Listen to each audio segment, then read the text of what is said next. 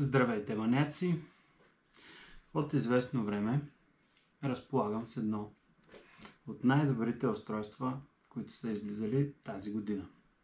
А именно Xiaomi 17 Pro Max с дисплей на гърба, с 6,9 инчов дисплей пред, с тройна камера по 50 мегапиксела с изключително качество, с 50 мегапиксела селфи камера, с 7500 мАh батерия.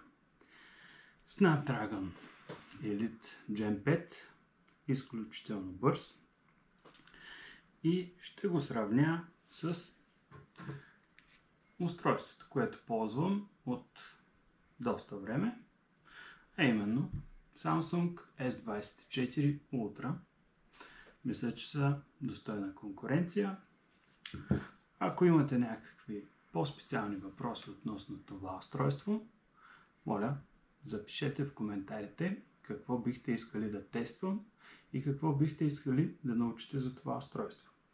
Задният дисплей наистина не е просто аксесуар.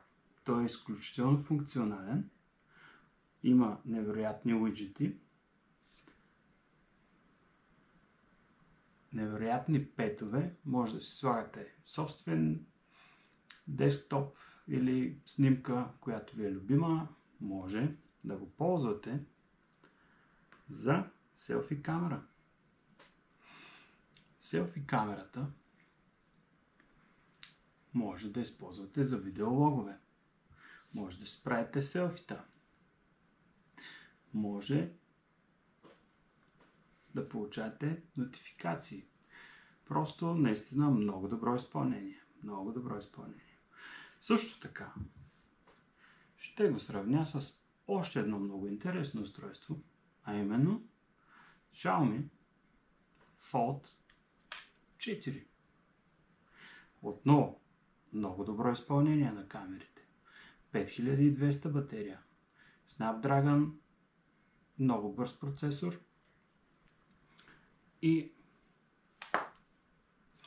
не на последно място предвиждам кратко видео, в което ще опиша стъпките как да конвертирате този апарат 17 Pro Max да е почти едно към едно като глобалната версия, която към момента тук не се предлага, понеже това е само за азиатския пазар. Но с няколко трика и приложения вече може да търсим с изкуствения интелект Google Gemini, може да превеждаме екрана, можем да селектираме, няма ги китайските чудеси, просто изключително функционално и ще бъде много интересно. Ще направя отделно детайлно видео, сравнение на камерите, кое как снима, колко добре се справя. Много ще бъде добро също видео и прочее. И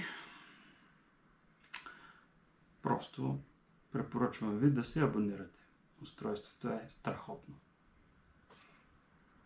Лека и до скоро!